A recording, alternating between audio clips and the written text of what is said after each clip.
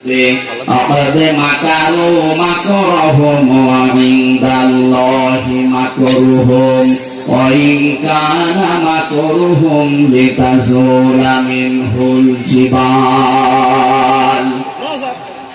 হেরোদিওরা এমন ষড়যন্ত্রের জাল বিছিয়েছিল মনে হচ্ছে পাহাড় পর্যন্ত তুলে যাবে।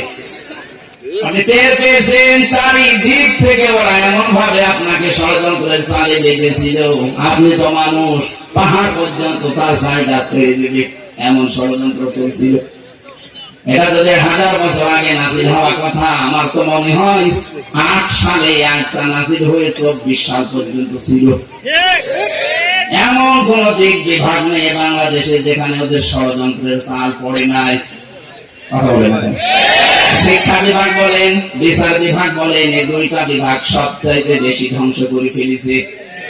অথচ সারা পৃথিবীতে মিথ্যা ছড়িয়ে বেড়াতো যে আমরা ন্যায় বিচার কায়েম করছি, এত বড় ডাহা মিথ্যা কথা বলতে পারবে?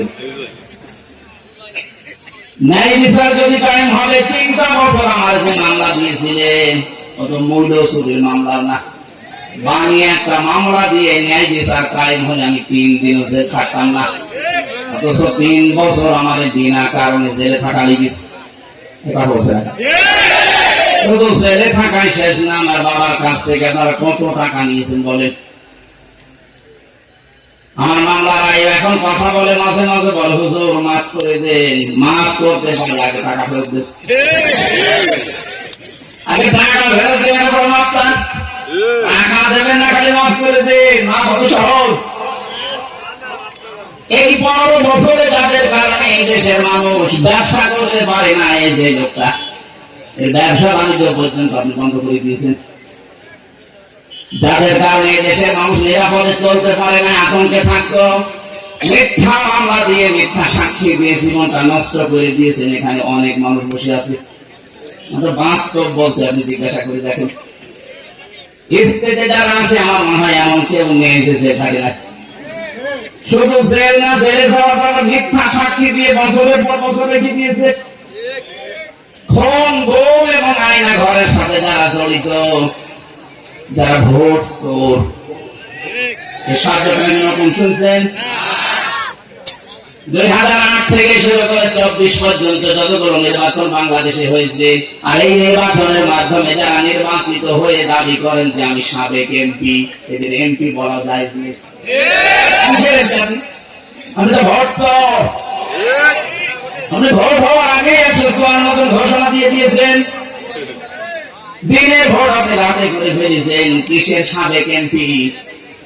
এমপিদের জন্য, মন্ত্রীদের জন্য ভিআইপি ছাড়া তাদের জেলখানায় কিছু সুযোগ সুবিধা আছে। এরা যেহেতু এই 3-4 বারে একটা এমপিও না, কিসের এমপি? জনগণ তো ভোট দিয়ে আপনাকে এমপি বানায়নি, সুতরাং নিজে নিজে দাবি করে এমনি এমপি। কি হবে? এমনি বলেন। 1000 বছর আগে সূরা কালামের তাফসীরে পড়েছি, নবীজি যখন দিন প্রচার করতেন, বিশ্ব নবীকে ওরা প্রথম নাম্বারে পাগল বলেছিল। কি বলেছিল? আল্লাহ বলেন ওমা সাহিবুকুম বিমাজনুন, হে পৃথিবীর মানুষ, আমার নবীকে পাগল বলবা না। কি দেখলে পাগলামির তার ভেতরে? পাগল বলার আমি যতগুলো কারণ তাফসীরে পেয়েছি, ফিসিরালিল কোরআনে 1 নম্বরে 1000 বছর আগে নবীকে ওরা পাগল বলতো, কোনো কারণ নেই, এমনি। কি কারণ? এমনি এমনি কারণ বলতো, কারণ মিডিয়াগুলো তাদের হাতে ছিল, ক্ষমতা ছিল, পাওয়ার ছিল, এসপিআর ছিল তাদের, এই জন্য মনে আসতো তাই বলতো, আর ওইটাই প্রচার হতো। এই যে আমার নামে যে মামলা দিয়েছিল, কি আনসার আল ইসলাম নাকি যেন, সারা জীবনে নামই শুনিনি, এই নামে মামলা দিয়ে আমার আটক করে 3টা বছর আপনি রেখে দিলেন। কি কারণে বলেন তো? আপনারা শুনছেন কি কারণে? এমনি বলেন, এমনি। এখন যদি আমি মুরব্বী করে যুবক মানুষ, এই ভাইরে যদি বলি কেন বললেন এমনি, এইটাই চলছি। 15.5 বছরে এইটাই চলছিল। কথা বলুন,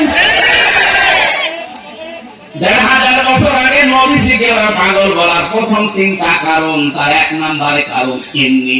কারণ কি? আরো জোরে বলে। এমপি হয়েছিল, উপজেলা চেয়ারম্যান হয়েছিল, মন্ত্রী হয়েছিল, মেয়র হয়েছিল।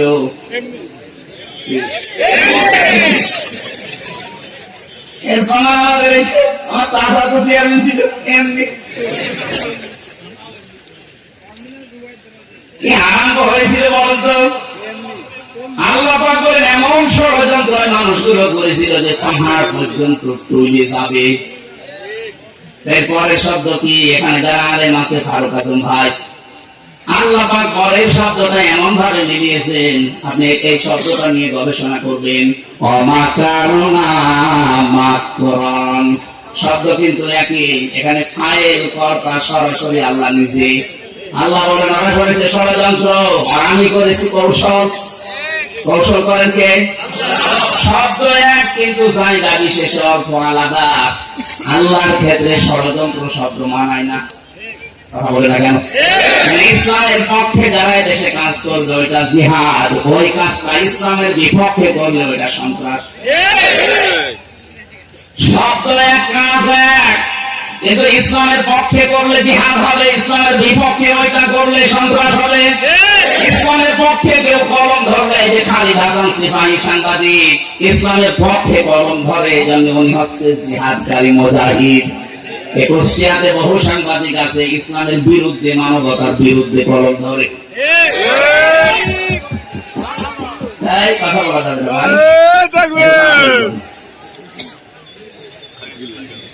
অনুষ্ঠান একটা করে ভালো হয় আসলে। হরিপুর কুষ্টিয়া সেই ব্রিজের পাশে আবার আছে রাতে আরেকটা কোথায় আসে, সে মৌলভী বাজার, নারায়ণগঞ্জ ঘুরে, এরপর যদি আবার ডবল করা লাগে। আমি বললাম আমরা এটা মাগরিবের পরে নিই, আপনারা তো বাস্তবতা জানেন না।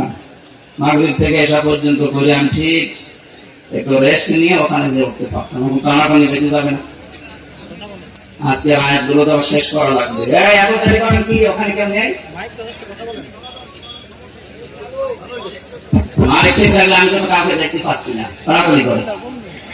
সুবহানাল্লাহ আলহামদুলিল্লাহ লা ইলাহা ইল্লাল্লাহ। সুবহানাল্লাহ আলহামদুলিল্লাহ লা ইলাহা ইল্লাল্লাহ। লা ইলাহা ইল্লাল্লাহ মুহাম্মাদুর রাসূলুল্লাহ। আর নিস্তব্ধ হওয়া লাগবে। আল্লাহ রাব্বুল আলামিন বলেন আমি নিজে এমন কৌশল করেছি, কৌশল করার মতো মাসদার দিয়েছেন। মাকারনা মাকরান অহুম লা ইয়াশউরুন। তারা টের পায়নি। কি টের পায়নি আপনি দেখবেন। এবার বাংলাদেশের সাথে আয়াতটা মিলাবেন।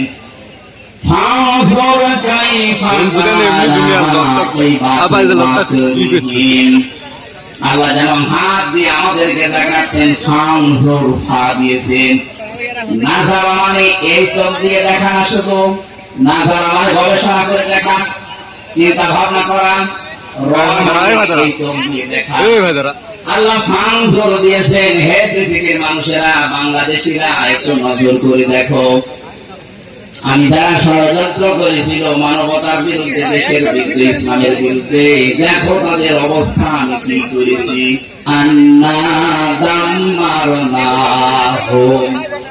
অবশ্যই আমি আল্লাহ নিজে তাদেরকে ধ্বংস করে দিয়েছি, এবং তাদের সকলকে আমি নির্মূল করেছি। এ দায়িত্ব নিয়েছে কে? আরো জোরে বলে। আল্লাহ দায়িত্ব নেওয়ার পরে কয়েকটা কথা এখানে জানিয়েছেন। তার সর্বপ্রথম কথা এইটা, যেটা এ দেশের সাথে 100% খাপের খাপ মিলে গেছে। ফাতিলকা বুয়ুতুহুম খাবিয়াতান বিমা যালামু। না আপনারা শুনছেন না কি? টাকার জন্য মাহফিল দিয়েছে শুধু। আরে ভাই কথা তো শোনা লাগবে, এখানে ডিস্টার্ব করেন, কেউ আসবেন না। আমি কিন্তু প্রশ্ন করবো, আমি 1 ঘন্টা কথা বললে আর 10টা প্রশ্ন করবো। আপনি 1 ঘন্টা কথা শোনার পরে যদি 5টা প্রশ্নের জবাব দিতে না পারেন, এই ক্লাস করার লাভ আছে? এই সময়টুকু আমার মনে হয় চার দোকানে বসে গল্প করতে ভালো ঠিক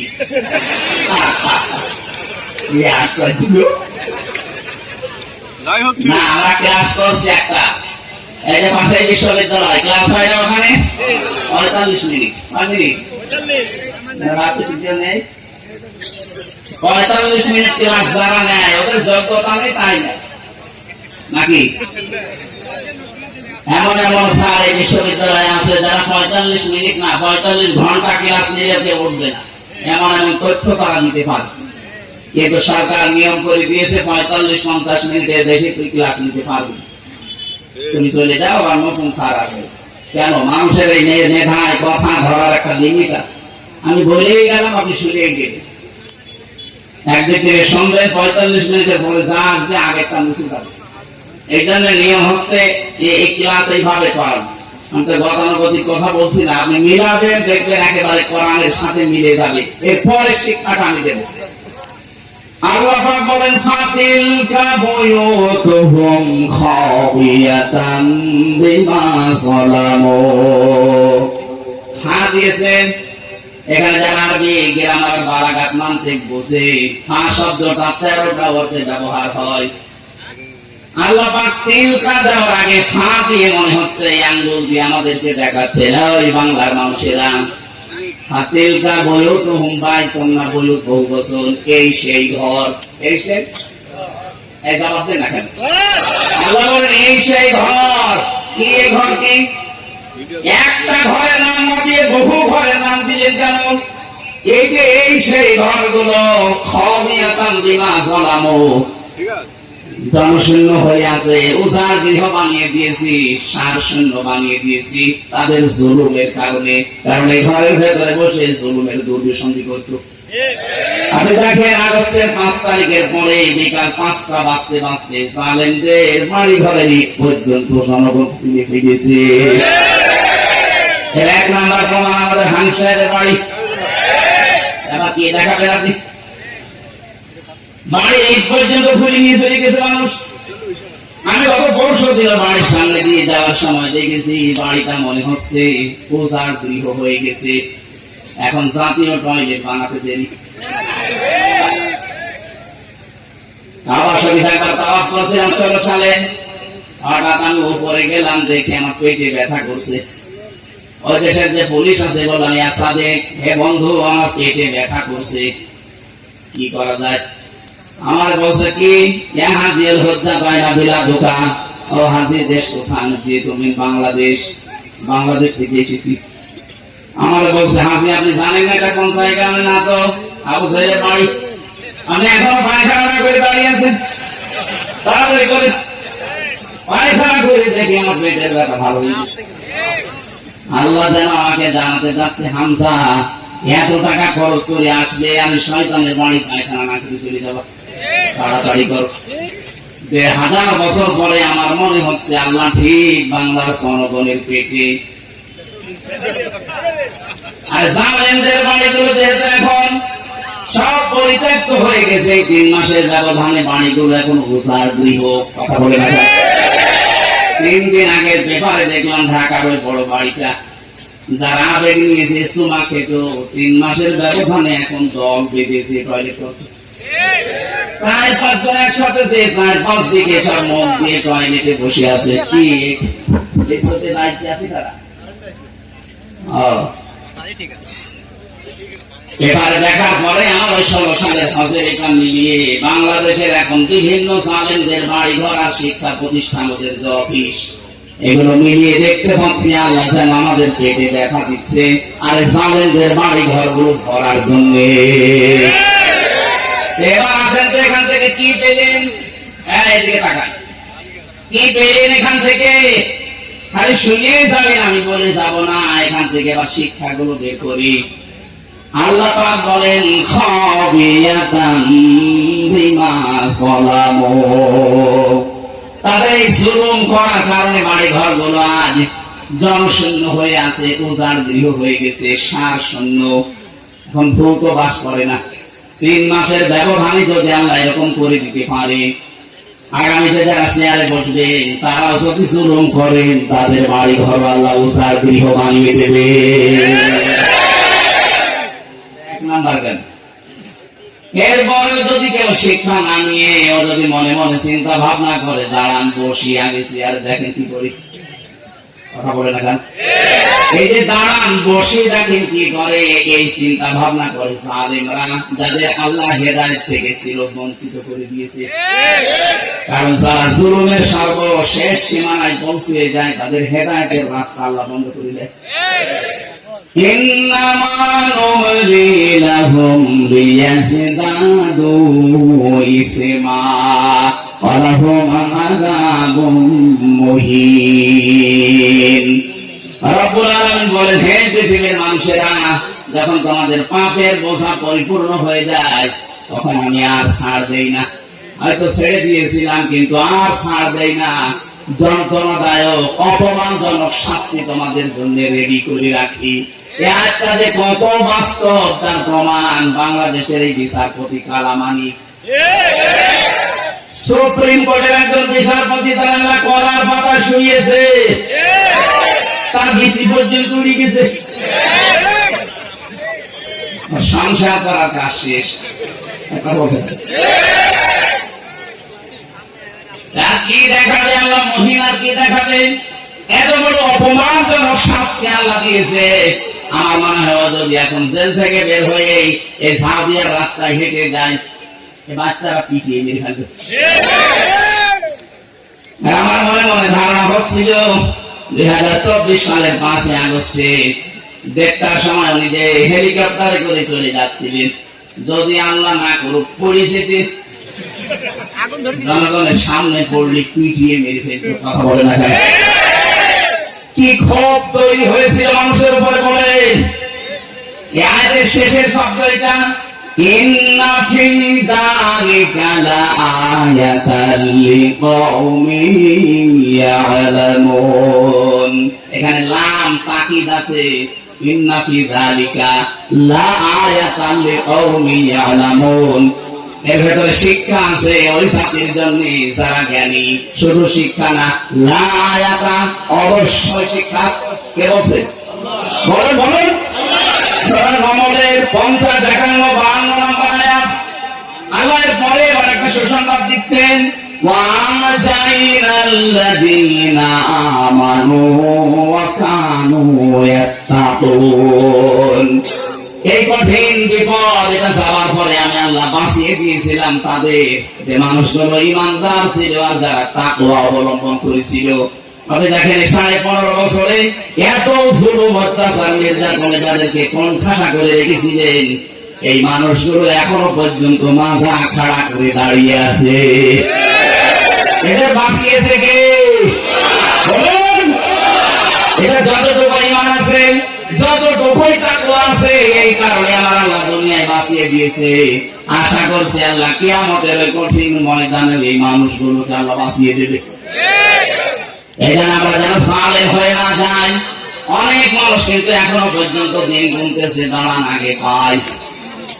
কি আপনি কি লক্ষ্য করেন না? ফাতিলকা বইও তখন খাওয়াতাম বিমা সালামু, জালেমদের ভার বাড়ি জুলুম করার কারণে যদি ওঝার গৃহ আল্লাহ বানিয়ে দিতে পারে, আগামী 5 বছর যারা ক্ষমতায় এসে জুলুম করবেন বলে বিভিন্ন ফন্দি আটতেছেন, আপনার বাড়ি 5 বছর পরে এরকম জালেমের মতো ওঝার গৃহ হবে না, ইন্টারন্যাশনাল পায়খানা হয়ে যাবে।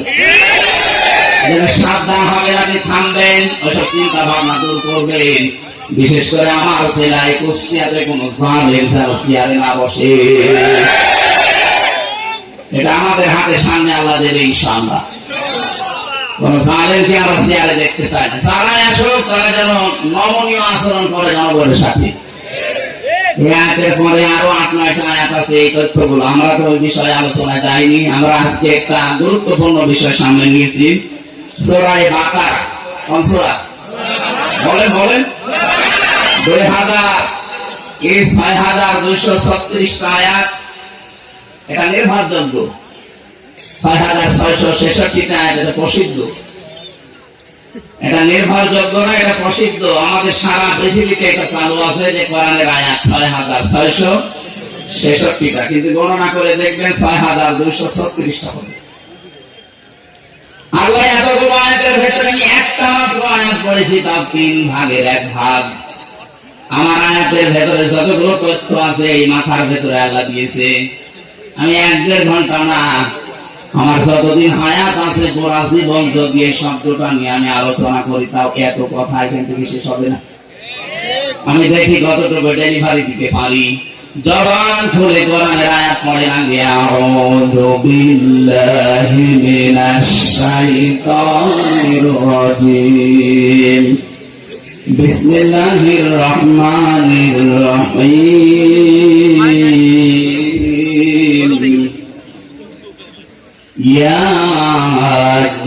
আইয়ুহাল্লাযীনা আমানু দুখুলু ফিস-সিলমি কাফা। খুব খেয়াল করে শুনবেন, কিছু পয়েন্ট আছে অনেক সূক্ষ্ম।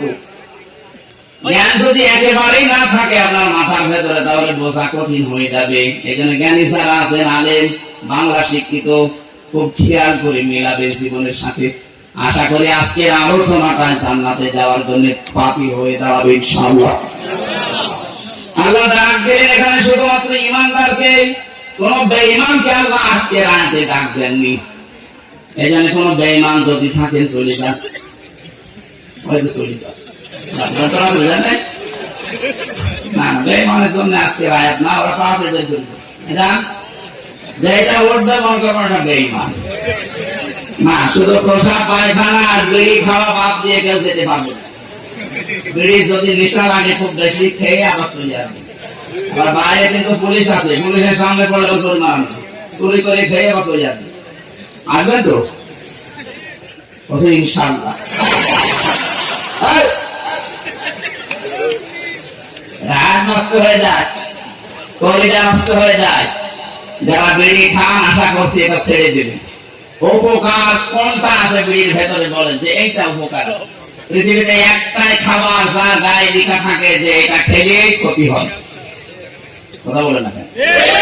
লেখা আছে খাইলেই মরবে, মানে ক্যান্সার হবে, ক্যান্সারের কোনো অ্যান্সার নেই, খাইলেই মরবে। আমরা জানি এই কাজ আর না করি বলে অন্য জিনিস খান। বিড়ি বাদ দিয়ে আমার মনে হয় সিগারেট খাওয়া, ওটা একটু উন্নত, এটা একটু নর্মাল। আমি তো আর্টিস্ট গ্রুপে ছিলাম, আমি দেখেছি ওদের ওই রংপুরে কারখানা আছে, ওই গ্রামে আছে, যশোরে আছে, কিভাবে বানায় আমি দেখেছি। ছাগলের পর্যন্ত মুখ দেয় না, যেটা ছাগল খায় না সেটাই পাগলরা খায়। আশা করছে পাগলামি আর করা যাবে না। আমি আর্টিস্টের মালিককে বলেছিলাম, স্যার এক কাজ করেন, ব্রিটিশ ছাতা বাদ দিয়ে অন্য কিছু বানান। আমি ছেড়ে দিই। উনি অলরেডি ওটা বাদ দিয়ে আমেরিকা টোবাকোর কাছে কুষ্টিয়া তো মনে হয় বানায়, ভাটালিয়ার পাশে। এটা অলরেডি ওনার তো 1টা 2টা না, 3টা মা 15টা ভাই বোন, এতগুলো আবার এক জায়গায় হওয়া লাগবে তো। এই জন্য একক সিদ্ধান্ত ওনারা পারে না, চেষ্টা চালাচ্ছে ওগুলো সব বাদ দিয়ে খাবার তৈরি করার জন্য, মানুষের যেন উপকার হয়। আল্লাহ তাদেরকে যেন তৌফিক দেয়, অন্তত আকিস বিড়ি, আজিজ বিড়ি এগুলো যেন আস্তে আস্তে দূর হয়ে যায় দেশ থেকে। হারামের ভেতরে কোনো বরকত নেই। প্রশ্ন আসতে পারে, তাহলে ওদের বরকত হচ্ছে কি করে? আরে ভাই, বরকত কি ওইটার নাম? বরকত কি আমরা 5 নম্বর পয়েন্টে আছে, বলবো ইনশাআল্লাহ। ঈমানদারকে আল্লাহ ডাক দিয়েছেন। আমার প্রশ্ন হচ্ছে, আমার ভেতরে ঈমান আছে, আমি এটাকে কিভাবে টের পাবো? বড় এরকম হায়াত আলী সাহেবের মতো দাড়ি থাকবে নাকি এরকম টুপি মাথায় যাওয়া থাকবে যে বিশাল ঈমানদার? না। নবীজিকে সাহাবী প্রশ্ন করলেন, হে নবী, আমার ঈমান আছে, আমি কিভাবে টের পাবো? বিশ্ব নবী বললেন, ইযা সাররাতকা হাসানাতুকা ওয়া সাআতকা সাজ্জিআতুকা ফাআনতা মুমিন।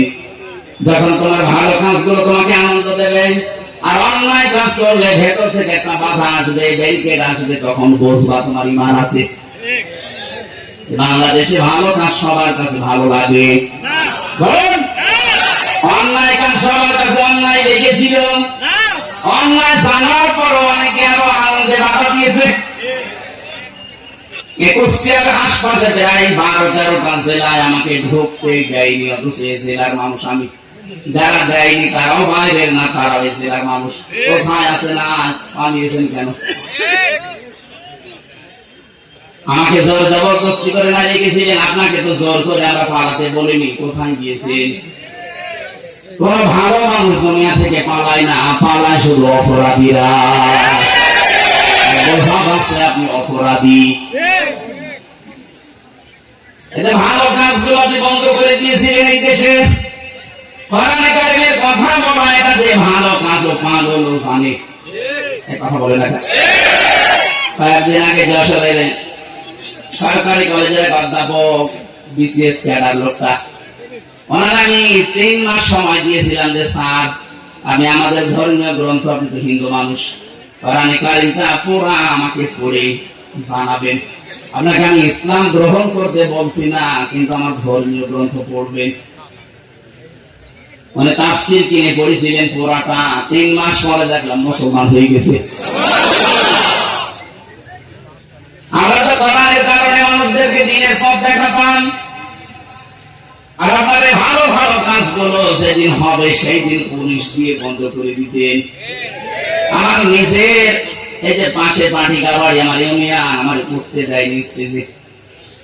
কেন? আমি কি আপনার মেয়ের দিকে তাকিয়েছিলাম? আর আপনার যে মেয়ে, ওকে তাকানোর মতো মেয়ের দিকে তাকানো যায়? কোন নজরে আমি তাকাবো?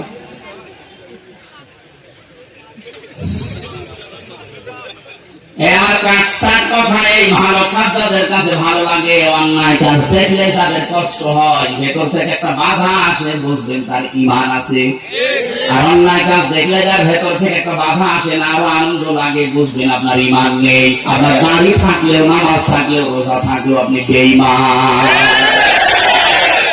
এবার ঈমান আছে কাজে আপনি অবশ্যই টের পেয়েছেন। তাদেরকে আল্লাহ ডাক দিলেন, ওদখুলু ফিস-সিলমি কাফা।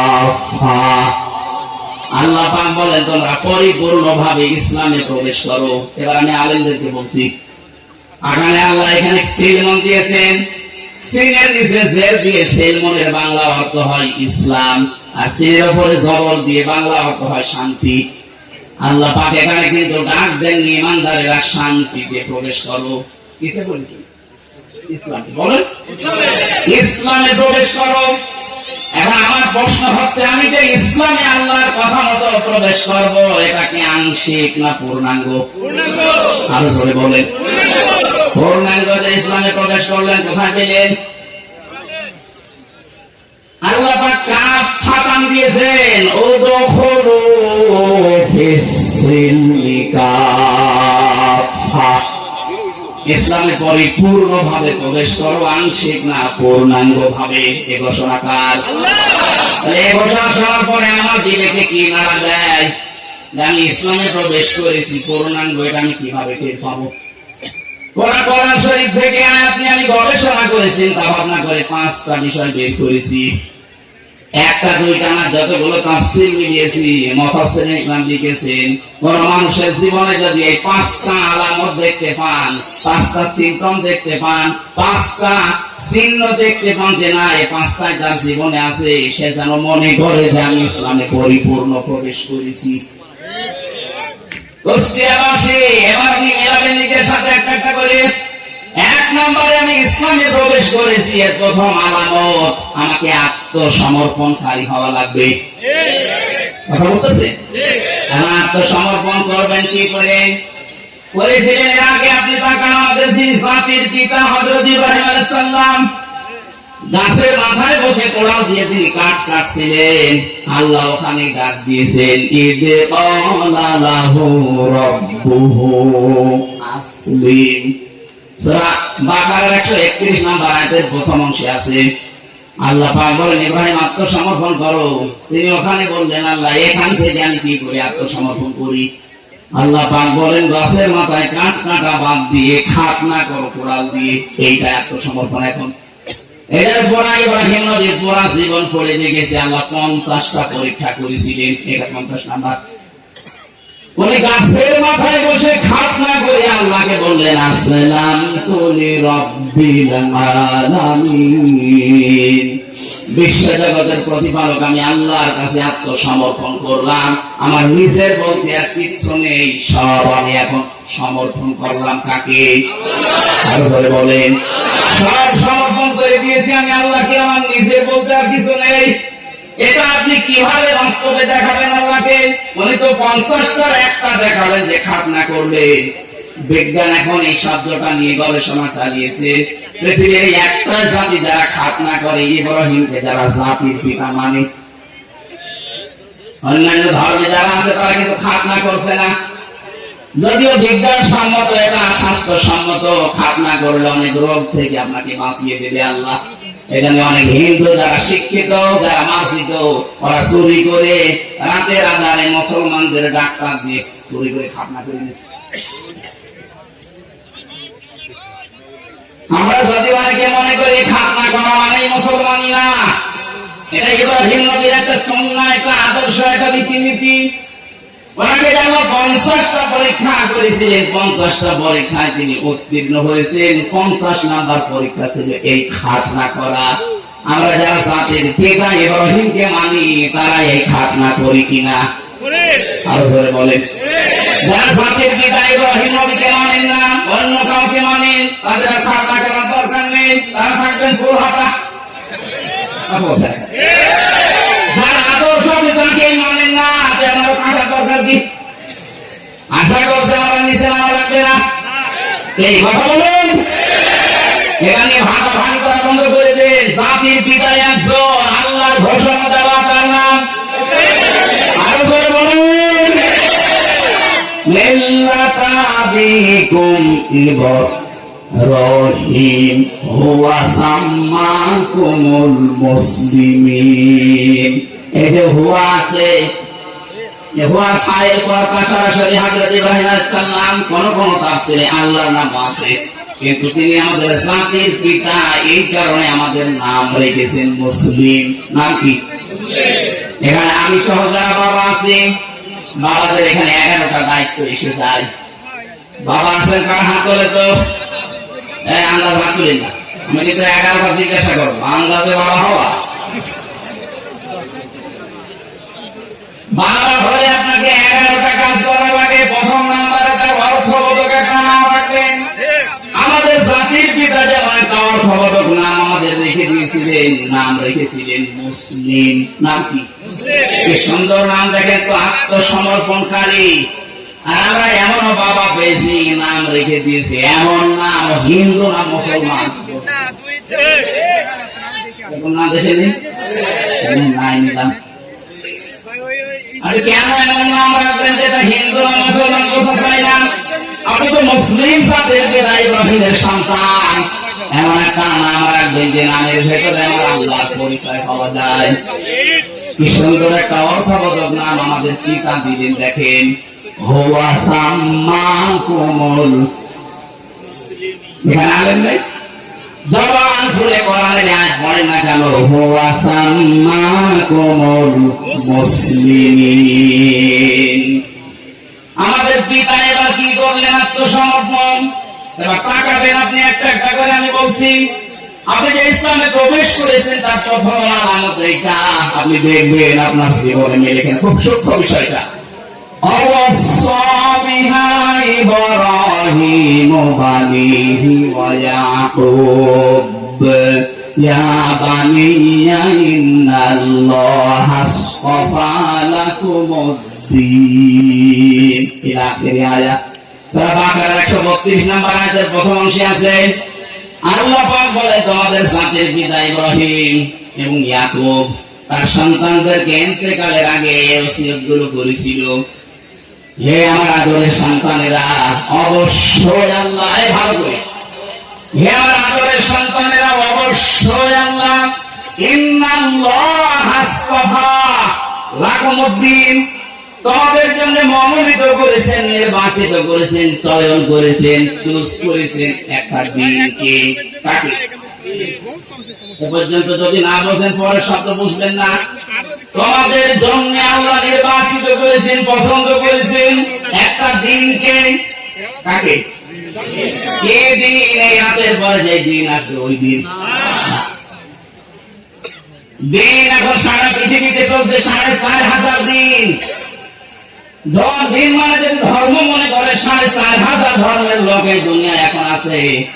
257টা রাষ্ট্রের ভেতরে চলছে, এটা 257টা রাষ্ট্র আছে।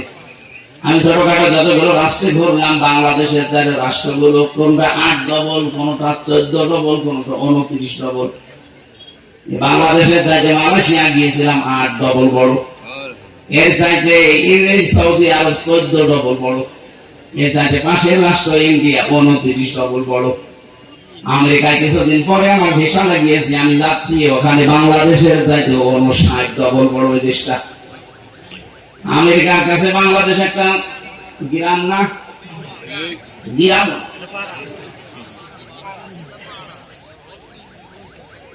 সারা পৃথিবীতে 800 কোটির উপরে মানুষ আছে, 4,500 ধর্মের দিনের মানুষ আছে।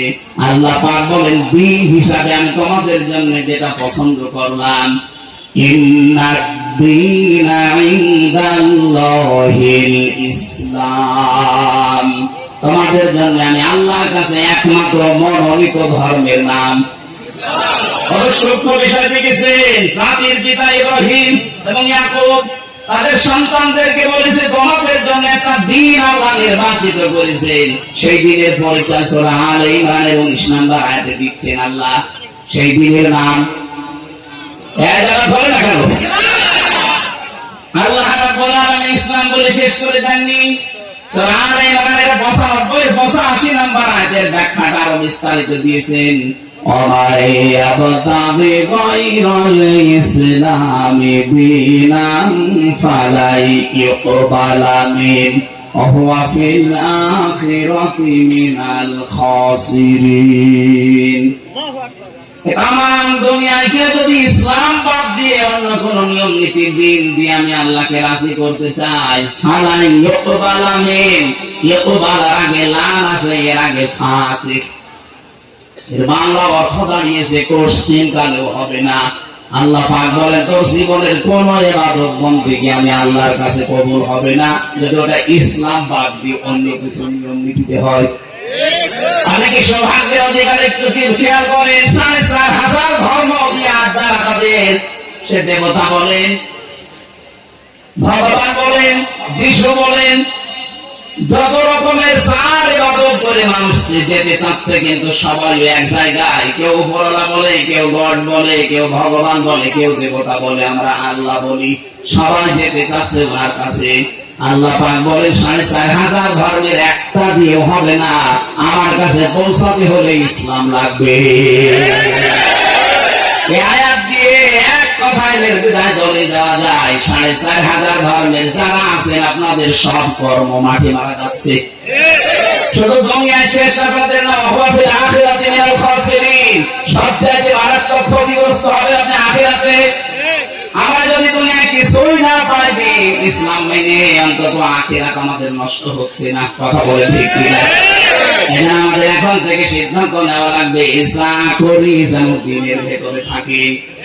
দিন মানে রাতের পরে যে দিন আসবে ওই দিনের ভেতরে, ইসলামের ভেতরে। কিসের ভেতরে? বিবাহ সাথী করতে হলেও দিনের ভেতরে থাকা লাগবে। আজ বাংলাদেশে বহু বিয়ে শুরু হয়, বহু বিবাহ শুরু হয় হারাম কাজ দিয়ে। এদেশে অনেক মানুষ মনে করে 4 বিয়ে করা ফরজ, সুন্নাত, নফল, ওয়াজিব না। কিচ্ছু না, এটা সিস্টেম আছে। কোরআনে কারিমে সূরা নিসা 3 থেকে 5 নম্বরে আয়াতগুলো যে নাযিল হয়েছে, আপনি একটু ঐতিহাসিক প্রেক্ষাপটগুলো খেয়াল করেন। আল্লাহ কেন নাযিল করলেন আয়াতগুলো বিবাহের ক্ষেত্রে? কোন নারীর রূপ সৌন্দর্যের মধ্যতাকে আপনি ভসালে সাথে একটার পর একটা বিয়ে করে যাবেন না। ইসলাম এই জন্য আপনাকে 4 বিয়ের অনুমতি দেয়নি। বিয়ে করতে পারেন একটাই, এরপরে যদি বিবাহ করতে চান অসহায় সমাজের অসহায় নারী, বিধবা নারী এবং স্বামী পরিত্যক্তা নারী, তালাক প্রাপ্তা এবং স্বামী মারা গেছে বিধবা, অথবা অসহায় নারী, এটি মা বাবা নেই, এরকম অসহায় মানুষকে বিয়ে করে তাদেরকে সামাজিক মর্যাদা দেওয়ার জন্য আপনি বিয়ে করতে পারেন। 1, 2, 3, 4 অধিকাংশ মানুষ এটাকে ইসলামের বিয়ে করা ফরজ, অথচ ইনসাফ করতে পারে না, খালি বিয়ে করে যাচ্ছে। আপনি কি আকিসের ছেলে নাকি? আকিদের ছেলে সাহেব বিয়ে করেছে, বলছে আমিও করবো। আরে ভাই করবেন ঠিক আছে, তার মতো টাকা আছে আপনার? তার খুলনা এক বল থাকে, যশোর এক বল থাকে, রংপুরে এক বল থাকে, ঢাকা ভার্সিটি সার রাখবো। তার যে টাকা ও নিজে জানে না তার কত টাকা আছে, আর আপনি নিজে হিসাব করে পারবেন টাকা আছে কিনা। আপনি আন্দাজে খালি বিয়ে করবেন। তাহলে বিয়ে সেগুলো হচ্ছে আমাদের আন্দাজে। এমনকি অধিকাংশ বিয়েতে আজ যে ঝামেলাটা তৈরি হচ্ছে, এখানে যেহেতু বাবা আছে, আমার বাবা আছে, উনিও ভুল করেছে। বিয়েটা করার সময় ইসলামের নিয়ম হচ্ছে অলিমা করা। এই কথা বলে দেখেন, অলিমা করলে তাদের ছেলের বাড়ি হয় না মেয়ের বাড়ি হয়? বলুন বলুন, এইটা ইসলাম। আর ইসলামের এই নিয়ম বাদ দিয়ে যারা অলিমা বাদ দিয়ে বরযাত্রী যায়, মেয়ের বাড়িতে 150, 200, 250 মানুষ নিয়ে যাচ্ছে বরযাত্রী, কোথায় দিয়েছেন ঘন্টামি? আমি মনে হয় মেয়ের বাবা এই জন্য বলছি নাকি? না, আমি এই জন্য বলছি কারণ আমার তো ছেলে নেই, আমার তো বাঁচা লাগবে। আমি যা করেছি ভুল হয়ে গেছে, তবু সামনে যেন আর কেউ এটা না করেন। ছেলের বিবাহ দিপুর হলে অলিমা করা লাগবে ছেলের বাড়িতে, না মেয়ের বাড়িতে। এই নিয়ম পালন করা যাবে না। যারা বাবা আছেন হাত তোলেন তো। না না, আপনি আন্দাজে হাত তুলেন না, সামনে কিন্তু বরযাত্রী মারা যাবে। আমাদের হচ্ছে না বিবাহ সাথীরা, ইসলাম আমাদের হচ্ছে না আমাদের। হ্যাঁ, এটাকে আমি রেহাতি মারার জন্য, ফাইজলামি করার জন্য বললাম। এটা ইসলামের একটা শেয়ার, একটা নিয়ম। নবীজি যতগুলো বিয়ে করেছেন সব অলিমা করেছেন নিজের বাড়িতে। এখন বলে না কেন? আপনি কোথায় গিয়েছেন 200 বরযাত্রী নিয়ে গায়ে মারতে দেওয়া যাবে? 18 বছর, 20 বছর, 25 বছর একটা মেয়েকে এত কষ্ট করে লালন পালন করে আপনার হাতে দেখছে, এই তো অনেক কিছু। 18 বছর, 20 বছর যে শ্রম দিলে ওই মেয়ের মা বাবা, ওই মেয়ের কাছ থেকে মা বাবা কোনো লাভ নেই। যত লাভ সব আপনার পরিবারে। আপনার সন্তান সে পেটে নেয়, আপনার খেদমত করে, আপনার বাড়িতে রান্না বান্না সব করছে আপনার। এরপরেও আবার তার বাবার বাড়ি 200 মানুষ খাওয়াবে, এটা জুলুম না? এই জুলুম যেন কুষ্টিয়া থেকে বন্ধ হওয়া শুরু হয়। মিডিয়া এটা হাইলাইট করবা। আমার নিজের জেলা, আগামী থেকে জেলায় বিয়ে হলে কোন বরযাত্রী চলবে না, অলিমা করা লাগবে। বরযাত্রী যারা আসতে যাবে ছোট লোক, বলুন বরযাত্রী বন্ধ করবেন। তারা কারা হাত তোলেন তো? এই আমার হাত তোলবেন না, এটা কিন্তু রেকর্ড হচ্ছে। ক্যামেরা তোলেন তোলেন তোলেন তোলেন। কেউ বরযাত্রী যাবো না ইনশাআল্লাহ। আর অলিমা দাওয়াতে যাবো, ঠিক আছে? বলছেন না,